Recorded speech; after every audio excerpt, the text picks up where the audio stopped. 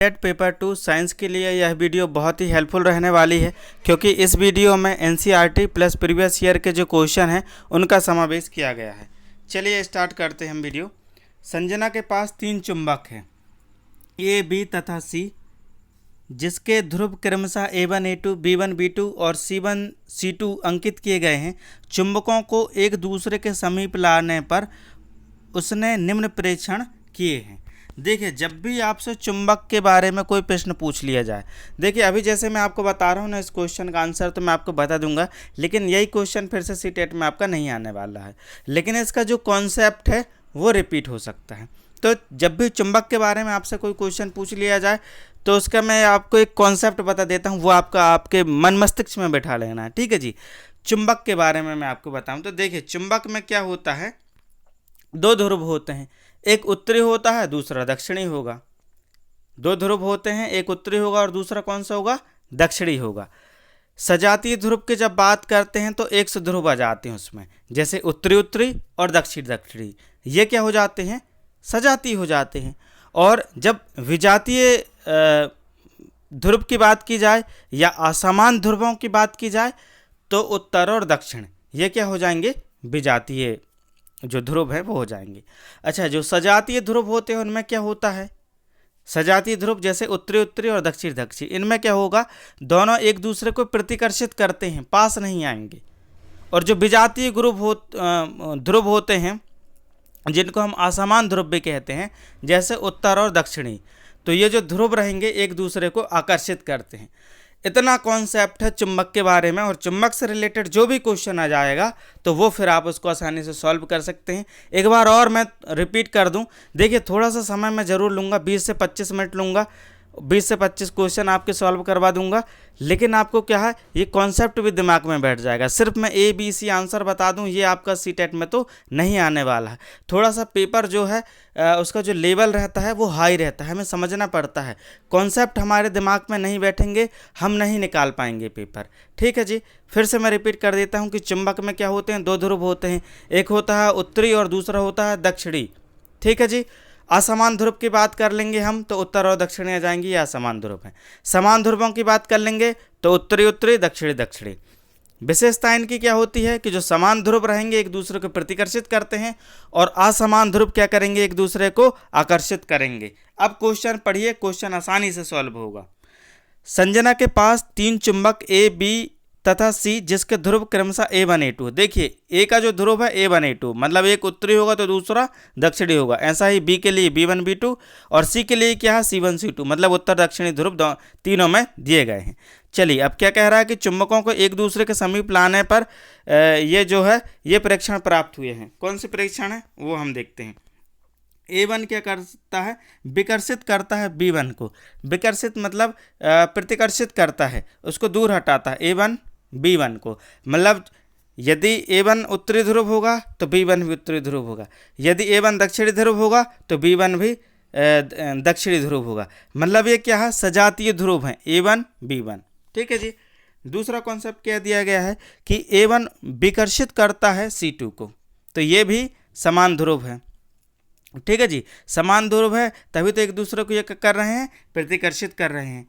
आगे क्वेश्चन में कहा गया है कि यदि C1 उत्तरी ध्रुव है तब निम्न में से जो कौन सा कथन है वो सत्य हो जाएगा। देखिए यहाँ पर C1 के बारे में दे दिया गया है कि जो ये C1 है, C1 क्या है, उत्तरी ध्रुव है। C1 क्या है, उत्तरी ध्रुव है। अब देखिए, यदि C1 उत्तरी है तो C2 क्या हो जाएगा, दक्षिणी ध्रुव हो जाएगा।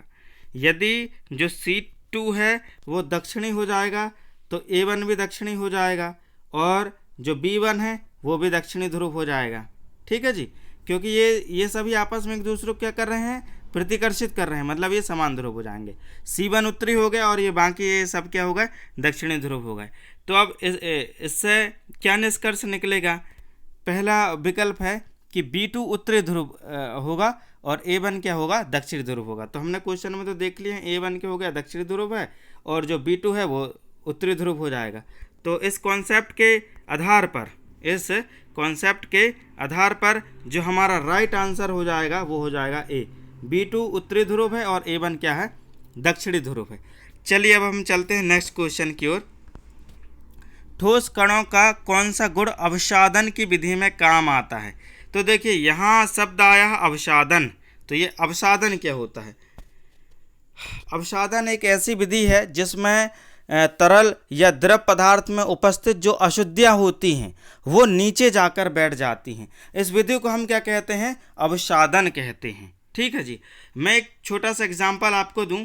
जैसे घर में चावल पकाने से पहले क्या करते हैं, चावल में कुछ कंकड़ होते हैं तो उनको हम हाथों से बीन लेते हैं। ठीक है, बीन कर उनको क्या कर लेते हैं? अलग कर लेते हैं। तो इसको क्या कहते हैं? हस्तचयन द्वारा पृथक करना पहला चरण हो गया। दूसरे चरण में क्या करते हैं कि जैसे धूल के जो बारीक बारीक कण होते हैं उनको हम क्या कर सकते हैं? हाथ से तो नहीं उठा सकते, इसलिए चावल पकाने से पहले क्या करते हैं? उसको अच्छी तरह से धुल लेते हैं। तो धोने के बाद क्या होगा? जो धूल के कण रहते हैं तो जो पानी हम फेंकते हैं फिर चावल को धुलने के बाद, उसके साथ जो धुले हुए कण हैं वो बह जाते हैं। लेकिन क्या होता है, कुछ ऐसे कण होते हैं जैसे कुछ सफ़ेद कलर के हैं जिनको हम मतलब नहीं समझ पा रहे हैं कि ये चावल है। तो इस तरीके से कुछ भारी जो कण होते हैं या जो जल में घुलनशील नहीं होते हैं कण, वो क्या होते हैं? चावल के नीचे जाकर बैठ जाते हैं। ये कॉन्सेप्ट है। अब क्वेश्चन फिर से मैं रिपीट करता हूँ कि ठोस कणों का कौन सा गुण अवसादन की विधि में काम आता है? तो अवसादन की विधि में क्या काम आएगा? इसका जो राइट आंसर हो जाएगा वो भारी तथा जल में अघुलनशील। भारी है जब तो कण नीचे जाकर बैठेगा, अघुलनशील है जब तो धोने में वह क्या है? बाहर नहीं निकला। नहीं तो अशुद्धियाँ क्या होती? हमने चावल को धुला तो जो अशुद्धियाँ हैं वो धोने के बाद जो चावल का पानी है उसी के साथ वो अशुद्धियाँ बाहर चली जाती। नेक्स्ट क्वेश्चन की ओर हम चलते हैं। मोमबत्ती की ज्वाला में विभिन्न रेशों को जलाने पर अंतरा ने निम्न परीक्षण नोट किए हैं। ठीक है जी। मोमबत्ती की ज्वाला में क्या हुआ? विभिन्न रेशों को जलाया गया है। ठीक है जी। अब हम पढ़ते हैं कि चमकदार रोशनी के साथ जलता और सलेटी काली राख बच जाती है। मतलब किसी चीज़ को जलाया गया है तो जब वो जला है ना तो चमकदार रोशनी के साथ जला है और जलने के बाद सलेटी और काली राख बची हुई है। अच्छा, दूसरा क्या दिया गया है स्टेटमेंट कि कुंचित होकर जलता है और गहरी और दरदरी राख उत्पन्न करता है। मतलब कोई एक ऐसी चीज़ है जिसको जलाया गया तो वो कुंचित होकर जला है और गहरी और दरदरी राख उत्पन्न करा है। तीसरा स्टेटमेंट देखिए कि जलने पर पिघल जाता। अब ऐसी कोई चीज़ है जो जली और पिघल गई। अब इनमें से हमें बताना कि एक्स वाई जेड क्रमशः क्या हो सकते हैं, उनके बारे में हमें बताना है। तो देखिए, जो चमकदार रोशनी के साथ जला है ना, और सलेटी काली राख जिसमें बच गई है तो वह जूठ है। ठीक है जी, वह क्या है? जूठ है। ये इसका जो राइट आंसर होगा वो बी है। ठीक है जी। और जो कुंचित होकर जला है और गहरी और दरदरी राख जिसने उत्पन्न की है वह ऊन है। और जो जलने पर पिघल गया है वो रेयॉन होता है, जो जलने में क्या होता है? पिघल जाता है। तो देखिए, थोड़ा जो सीटेट का क्वेश्चन है वो कॉन्सेप्ट बेस है। आप ऐसे याद नहीं कर सकते इसका ए आएगा इसका बी आएगा, ऐसे नहीं बनेगा। कॉन्सेप्ट समझना पड़ेगा जब ये पेपर निकलेगा। चलिए नेक्स्ट क्वेश्चन की ओर चलते हैं। 15 से 20 वीडियो इसकी यदि आप देख लेंगे ना तो बहुत सारे जो कॉन्सेप्ट है आपके क्लियर हो जाएंगे। धीरे धीरे कोशिश करके मैं बना रहा हूँ। 6-7 वीडियो अभी बनी हुई हैं, मैं कोशिश करके बना रहा हूँ। वैसे यूट्यूब पर और भी लोग हैं जो अच्छा पढ़ाते हैं, उनकी भी वीडियो आप वॉच कर सकते हैं। पर कहीं ना कहीं आप क्वेश्चन से ज़्यादा उनके जो कॉन्सेप्ट है उनको आप समझने की कोशिश करें, क्योंकि जब हम पेपर देंगे तो बड़ी समस्या होती है। कॉन्सेप्ट समझ में नहीं आएगा तो हम नहीं कर पाएंगे। ठीक है जी।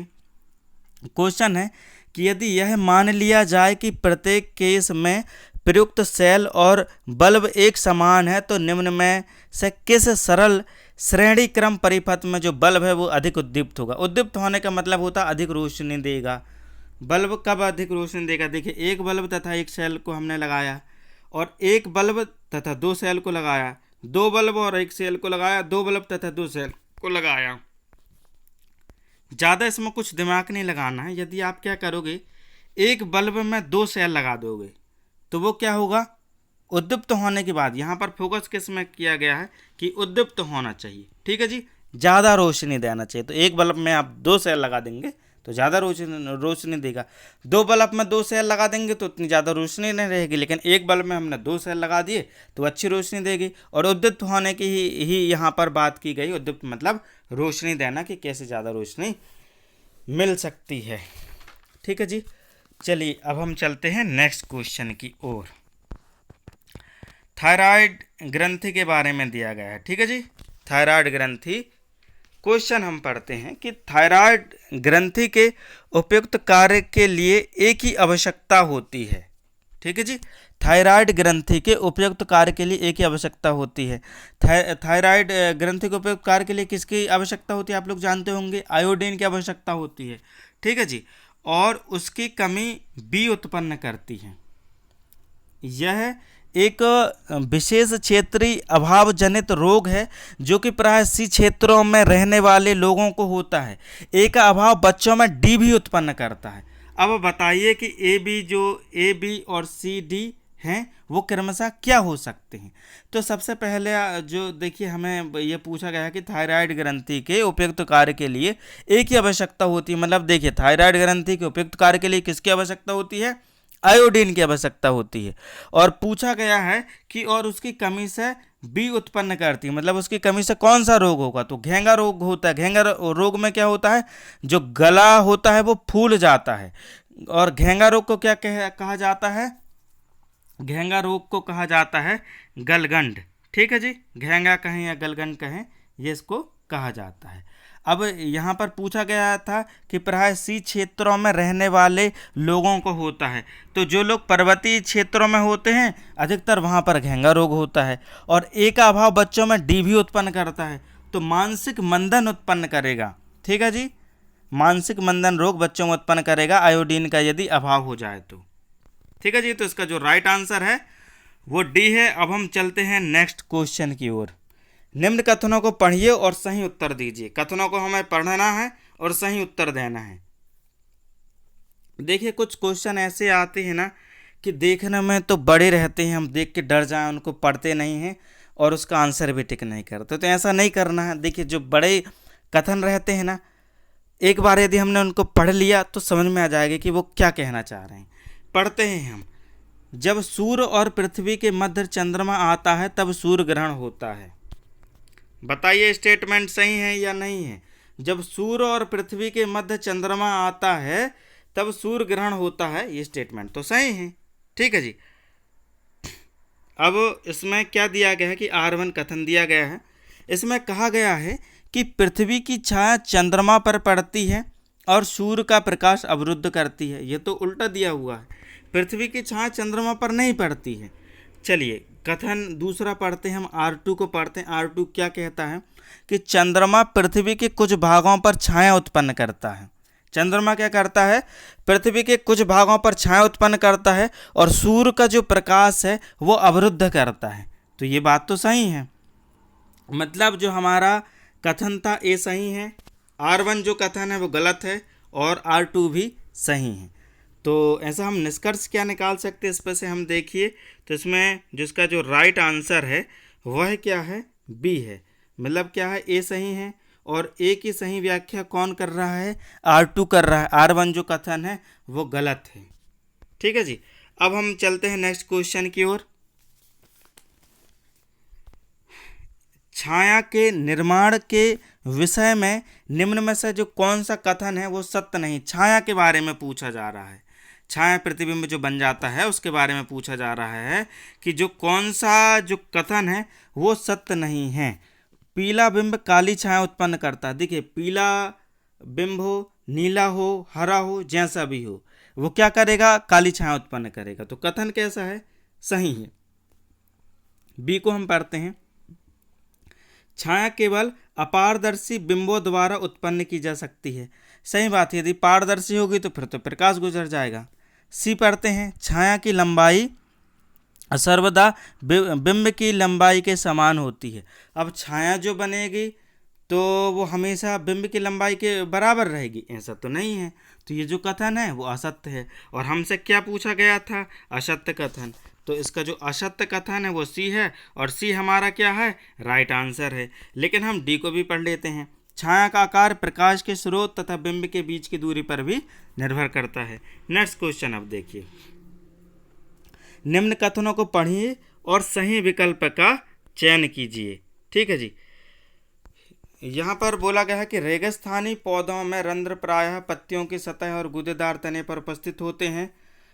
पत्तियों में रंध्र की स्थिति पौधों में बाष्पोत्सर्जन की दर को प्रभावित करता है। देखिए बात यहाँ पर किसकी आ रही है, रेगिस्तानी पौधों की आ रही। तो रेगिस्तानी पौधों के बारे में मैं आपको बता दूं कि जो रेगिस्तानी पौधे होते हैं ना, इसको मैं थोड़ा हाईलाइट कर देता हूँ रेगिस्तानी पौधे को। ठीक है जी, अब ठीक है। रेगिस्तानी पौधे क्या होते हैं, कांटेदार होते हैं और क्या होते हैं, इनके बाल जैसे रेशे होते हैं। ठीक है जी, तो इसके कारण क्या होता है कि ये गर्मी में भी आसानी से खड़े रहते हैं। इनकी जो कांटेदार प्रवृत्ति रहती है, तेज गर्मी में भी इसी के कारण ये खड़े रहते हैं। और यह क्या करता है, बाष्पोत्सर्जन को भी कम करने में सहायक होता है। यदि अधिक बाष्पोत्सर्जन हो जाएगा तो पानी की फिर कमी हो जाएगी।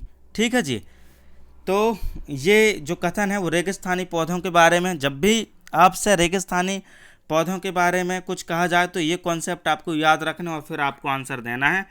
ठीक है जी, तो अब फिर से हम इसको पढ़ते हैं।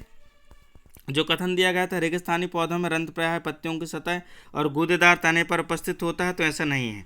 जो कथन दूसरा दिया गया है, पत्तियों में रंध्र की स्थिति पौधों में बाष्पोत्सर्जन की जो दर है उसको प्रभावित करती है, तो ये तो सही बात है। ठीक है, पत्तियों में जो रंध्र होती है, रंध्र की जो स्थिति है वो पौधा में बाष्पोत्सर्जन की जो दर है उसको वह क्या करती है, प्रभावित करती है। जो बाष्पोत्सर्जन होता है उसको कम करने में ये सहायक होती है। तो यहाँ पर जो सही कथन है वो डी है। आर सही है किंतु ए जो है गलत है। तो हमारा राइट आंसर क्या हो जाएगा, आर, सॉरी राइट आंसर डी हो जाएगा। आर सही है और किंतु ये क्या है, गलत है। नेक्स्ट क्वेश्चन,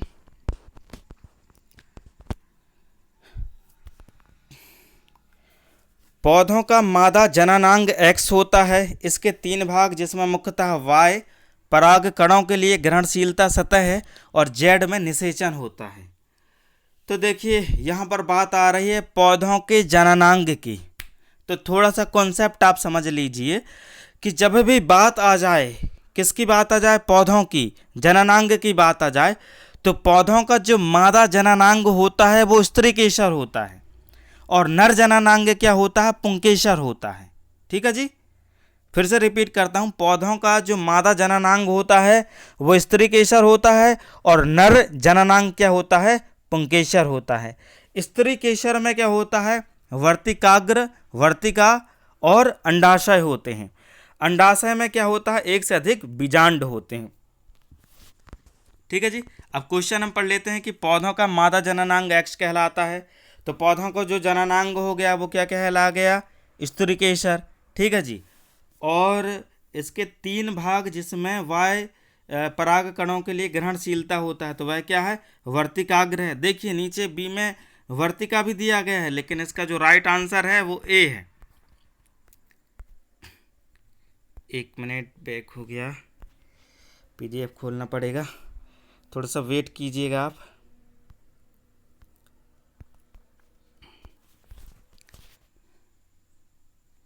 चलिए, इसका जो राइट आंसर है वो है ए। एक्स स्त्री केसर हो गया, जो वाई है वो वर्तिकाग्र हो गया और जेड क्या हो गया, बीजांड हो गया। तो अंडाशय में क्या होते हैं, एक से अधिक बीजांड होते हैं।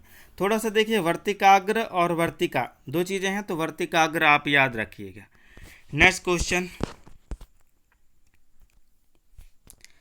क्वेश्चन क्या दिया गया है कि निम्न सारणी में दी गई सूचना के आधार पर कोशिका के प्रकार की पहचान कीजिए। कोशिका के प्रकार की हमें क्या करना है, पहचान करना है। ठीक है जी, पहला स्टेटमेंट दिया गया है, उसमें क्या पूछा गया है वो हम देख लेते हैं। मानवों में पाया जाता है लेकिन उसमें केंद्रक नहीं होता है। अब बताइए ऐसी कौन सी कोशिका है जो मानवों में पाई जाती है और उसमें क्या नहीं होता है, केंद्रक नहीं होता है। तो वह क्या है, आरबीसी है। ठीक है जी, और एक बृहत रिक्तिका है? कौन सी कोशिका है जो बृहत रिक्तिका है? प्याज की जो झिल्ली की कोशिका होती है, प्याज की झिल्ली की जो कोशिका होती है वह क्या होती है? बृहत रिक्तिका होती है। सी में पूछा गया है कि ऐसी कोशिका कौन सी है जिसमें कोशिका भित्ति नहीं होती है? तो गाल में क्या होती है? कोशिका भित्ति नहीं होती है। डी में हमसे पूछा गया है कि सेम के आकार का है और युग्म में पाया जाता है। मतलब ऐसी कौन सी कोशिका है जो सेम के आकार की है और युग्म में पाई जाती है? तो वह क्या है? द्वार कोशिका है। इसको चौकीदार कक्ष भी कहा जाता है। ई में स्टेटमेंट दिया गया है कि दोनों ओर से अनावृत नली के समान होता है। तो जो जाइलम कोशिका होती है वह दोनों ओर से अनावृत होती है और नली के समान होती है। ठीक है जी। अब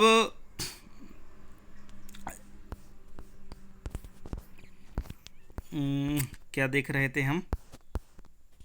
मानव में पाया जाता है, केंद्रक नहीं होता है। ये इसके एक बार और मैं आपको रिपीट कर देता हूँ कि मानवों में पाया जाता है लेकिन उसमें क्या है? केंद्रक नहीं होता है। तो वह क्या हो गया? आरबीसी है।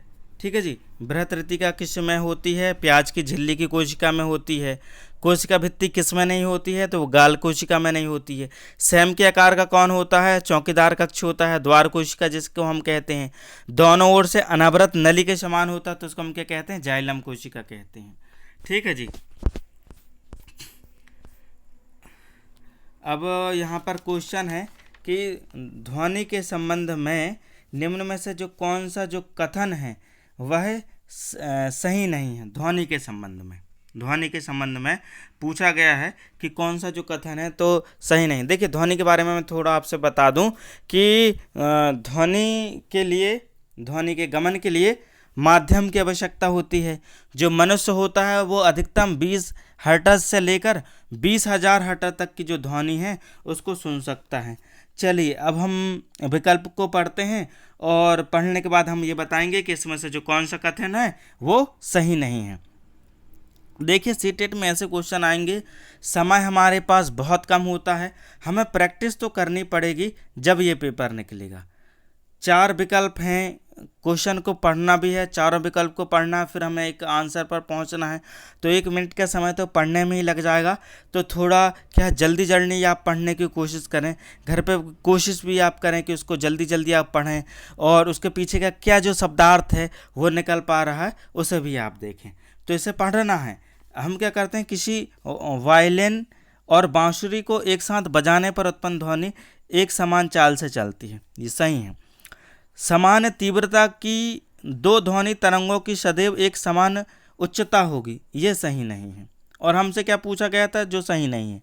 अच्छा, सी भी हम पढ़ लेते हैं कि गर्म वायु में ध्वनि की गति कमरे के तापमान पर उसकी गति की अपेक्षा अधिक होती है और ध्वनि की गति माध्यम के घनत्व से प्रभावित होती है।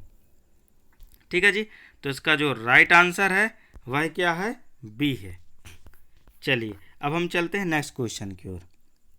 वाष्पन की जो दर होती है वह किसके व्युत्क्रमानुपाती होती है? तो जो वाष्पन की दर होती है वो आर्द्रता के व्युत्क्रमानुपाती होती है। नेक्स्ट क्वेश्चन, धातु ए धातु बी को उसके लवणीय विलयन से विस्थापित कर देती है। क्या कह रहे हैं इसमें? लवणीय विलयन से क्या कर देती है? विस्थापित कर देती है। जब भी बात आ जाए लवणीय विलयन की, ठीक है जी, क्वेश्चन आपसे पूछ लिया जाए लवणीय विलयन के बारे में, तो आपको जो मैं कॉन्सेप्ट बता रहा हूँ वो आपको याद रखना। कोई भी धातु किसी दूसरी धातु को यदि उसके लवणीय विलयन से विस्थापित कर देती है, मतलब वह क्या है? अधिक अभिक्रियाशील धातु है। और जो धातु है जो उसके लवणीय विलयन से विस्थापित हो गई है वो उसकी अपेक्षा कम अभिक्रियाशील धातु है। बस इतना सा कॉन्सेप्ट आपको याद रखना है। जिसने लवणीय विलयन से विस्थापित कर दिया तो वह अधिक अभिक्रियाशील है। जैसे अखाड़े में 2 पहलवान लड़ते हैं तो जो पहलवान जीत जाता है, ठीक है, मतलब उसने लवणीय विलयन से उसको विस्थापित कर दिया, जीत गया, मतलब वह क्या है? अधिक अभिक्रियाशील है। ठीक है जी। और जो हार गया वो उसके मुकाबले कम अभिक्रियाशील है। इतना सा कॉन्सेप्ट आपको याद रखना, आसानी से क्वेश्चन सॉल्व होंगे। क्वेश्चन को पढ़ते हैं, आप भी कोशिश करें से पढ़ें, इसका आंसर दें। धातु ए धातु बी को उसके लवणीय विलयन से विस्थापित करती है, मतलब धातु ए क्या है, बी को उसके लवणीय विलयन से विस्थापित कर देती है। तो इसमें कौन पहलवान है, ए है। ए क्या है, अधिक अभिक्रियाशील है, जो धातु बी से जीत गया है, लवणीय विलयन से विस्थापित कर दिया है, मतलब ये पहलवान है ए। किंतु धातु सी को उसके लवणीय विलयन से विस्थापित नहीं कर पाता, लेकिन ये जो पहलवान ए है ना, वह सी से हार जाएगा। ठीक है जी। तो इसमें से अधिक अभिक्रियाशील धातु कौन सी हो गई, सी हो गई। दूसरे नंबर पर अभी तक जो हमने पढ़ा उसके आधार पर दूसरे नंबर पर हो जाएगा ए, और तीसरे नंबर पर जो सबसे कम अभिक्रियाशील जो धातु हो गई वो हो गई बी। अच्छा, इसमें कहा गया है कि जो धातु बी है, धातु डी को उसके लवणीय विलयन से विस्थापित कर देती है। तो निम्न में से कौन सा जो क्रम है वो धातुओं की क्रियाशीलता का सही क्रम दर्शा रहा है। तो इसका जो राइट आंसर हो जाएगा वो हो जाएगा सी। ठीक है जी। तो सबसे अधिक अभिक्रियाशील जो धातु हो जाएगी वो सी है। ठीक है जी। सी क्या है, सबसे अधिक अभिक्रियाशील धातु हो गई। फिर उससे कम अभिक्रियाशील धातु कौन सी हो गई, ए। और ए से कम अभिक्रियाशील धातु कौन सी हो गई, बी। और बी से भी कम अभिक्रियाशील धातु कौन सी हो गई, डी। क्यों हो गई, क्योंकि जो धातु बी है डी को उसके लवणीय विलयन से विस्थापित कर देता है। तो जब भी लवणीय विलयन के बारे में बात आ जाए और विस्थापित करने की बात आ जाए तो कॉन्सेप्ट आप भूलना नहीं कि लवणीय विलयन से विस्थापित वो तब करेगा जब वह अधिक अभिक्रियाशील होगा, और जो विस्थापित हो जाएगा, है ना, जो धातु है दूसरे धातु से विस्थापित हो गई वो कम अभिक्रियाशील है। ठीक जी। चलिए अब नेक्स्ट क्वेश्चन हम देखते हैं। नेक्स्ट क्वेश्चन क्या है कि हमें जोड़ी मिलान का क्वेश्चन दिया गया है, निम्न का मिलान कीजिए। अब यहाँ पर पूछा गया है कि एक धातु जो दो रूपों में पाई जाती है, तो ऐसी कौन सी धातु है जो क्या है, दो रूपों में पाई जाती है। तो वह कौन सी धातु, कार्बन है। ठीक है जी। स्टेटमेंट भी दिया गया है कि एक धातु जो कमरे के तापमान पर द्रव है, तो वो कौन सी धातु है, वो ब्रोमीन है। और एक धातु जो पीतल और कांसे का घटक है, तो वो कौन सी धातु है, कॉपर है। और एक धातु जो जल को रोगाणु मुक्त करने में प्रयुक्त होती है, वो कौन सी धातु है, क्लोरीन धातु है। ठीक है जी। और एक धातु जो विद्युत लेपन में प्रयुक्त होती है, तो जो धातु विद्युत लेपन में प्रयुक्त होती है वह कौन सी होती है, जिंक होती है। चलिए नेक्स्ट क्वेश्चन हम देखते हैं कि मानवों में सिराओं के संदर्भ में निम्न में से कौन सा जो कथन है वो सही है। तो सही कथन को हमें बताना है। ठीक है जी। अब हम इसको देखते हैं और हम बताएंगे कि कौन सा कथन सही है और कौन सा कथन सही नहीं है। तो ये अधिकतर हृदय की ओर कार्बन डाइऑक्साइड रुधिर ले जाता है, सही है। इसकी भित्ति मोटी होती है। देखिए जो सिराओं की भित्ति होती है ना, सिराओं की जो भित्ति होती है वो पतली होती है। इसमें लिखा मोटी होती है, तो बी स्टेटमेंट गलत है। भित्ति मोटी नहीं होती है, भित्ति पतली होती है। इसमें पार्ट होते हैं जो रुधिर को एक दिशा में प्रवाहित करते हैं, सही है। और डी जो दिया गया है ये त्वचा के नीचे पृष्ठ पर अवस्थित होते हैं, सही है। तो इसमें से पूछा गया था कि कौन सा जो कथन है वो सही है, तो बी को छोड़कर बाकी जो सभी कथन हैं वो सही हैं। मतलब हमारा राइट आंसर हो जाएगा बी। इसमें आ गया ए सी डी। ठीक है जी। बी स्टेटमेंट बस गलत था। ठीक है। इसमें कहा गया था कि जो सिराओं की भित्ति होती है वो मोटी होती है, जबकि सिराओं की भित्ति कैसी होती है, पतली होती है। नेक्स्ट क्वेश्चन हम देखते हैं कि विषाणुओं के संदर्भ में निम्न में से जो कौन सा कथन है वो सत्य है। विषाणुओं की बात आ गई तो फिर से थोड़ा सा कॉन्सेप्ट आप समझ जाइए कि जो विषाणु होते हैं ये सजीव और निर्जीव के मध्य की कड़ी होते हैं। कौन, विषाणु। विषाणु क्या होते हैं, ये सजीव और निर्जीव के मध्य की कड़ी होते हैं। विषाणु किसी जीवित परपोषी के अंदर रहकर प्रजनन करते हैं। ठीक है जी। और ये शरीर के अंदर तो मृत समान होते हैं, परंतु शरीर के देखिए शरीर के बाहर ये मृत समान होते हैं, लेकिन शरीर के अंदर क्या होते हैं, ये जीवित होते हैं। अब विषाणु के संदर्भ में पूछा गया है कि जो कौन सा कथन है वो सही है। ठीक है जी। तो अब पहला हम पढ़ते स्टेटमेंट, ये स्वतः प्रजनन कर सकते हैं। नहीं जी, ये स्वतः प्रजनन नहीं कर सकते हैं। बी स्टेटमेंट दिया गया है, बी हम पढ़ते हैं, ये पर कोशिकाओं से पोषण प्राप्त करते हैं। सही जी, कोशिकाओं से पोषण प्राप्त करते हैं। सी दिया गया है कि इसमें कोशिका संरचना नहीं होती है, ये भी सही है। अब डी हम देख लेते हैं, ये मृत पदार्थ के अपक्षय में मदद करते हैं, नहीं है। तो इसमें से हमें क्या बताना था, जो कथन सत्य हैं वो बताने थे। तो कौन कौन से जो कथन है वो सत्य हैं, बी और सी जो इसके कथन दिए गए हैं वो सत्य है। इस आधार पर हम क्या कह सकते हैं, इसका जो राइट आंसर हो जाएगा वो हो जाएगा सी। नेक्स्ट क्वेश्चन, निम्न में से कौन से जल जनित जीवाणु रोग हैं। क्या पूछा गया है कि निम्नलिखित में से कौन से जल जनित जीवाणु रोग हैं। तो जल जनित जीवाणु जो रोग हैं वो टाइफाइड और हैजा है। थोड़ा सा मैं आपको हैजा के बारे में बता देता हूँ। ये जो हैजा होता है ना, वो बैक्टीरिया से होने वाला एक रोग होता है जो पानी से फैलता है। ठीक है जी। इससे क्या होता है, गंभीर दस्त होते हैं, शरीर में पानी की कमी हो जाती है। टाइफाइड क्या होता है, ये भी बैक्टीरिया से होता है, और इसमें क्या होता है कि पसीना अधिक आता है, दस्त होता है, मांसपेशियों में दर्द होता है, थकान और कब्ज, ऐसी समस्या टाइफाइड के कारण होती है। अच्छा, इनसे बचाव के उपाय क्या हो सकते हैं। तो बचाव के उपाय ये हो सकता है कि अच्छी तरह से पका हुआ खाना हमें खाना चाहिए, पका हुआ पानी पीना चाहिए और टीकाकरण करवाना चाहिए। किन से बचने के लिए, टाइफाइड और हैजा से बचने के लिए। तो निम्न में से कौन सा जल जनित जीवाणु रोग है, मतलब जल के कारण होता है जो रोग, वो टाइफाइड है और हैजा है। नेक्स्ट क्वेश्चन हम देखते हैं, जो कि आज के हमारे सेशन का लास्ट क्वेश्चन होगा। निम्न में से कौन सा अनुकूलन जलीय पौधों की जल पर तैरते रहने में सहायता करता है। निम्नलिखित में से कौन सा जो अनुकूलन होता है वो जलीय पौधों की जल पर तैरते रहने में सहायता करता है। तो देखिए हम पढ़ते हैं, पौधों के तनों में बड़े छिद्रों का होना। अब थोड़ा सा हम देखिए इसके ऑप्शन पर जाएं, लेकिन जलीय पौधों की बात आ गई तो फिर वही मैं थोड़ा सा कॉन्सेप्ट जलीय पौधों के बारे में भी आपको बता देता हूँ। ठीक है जी, किसके बारे में बता देता हूँ, जलीय पौधों के बारे में।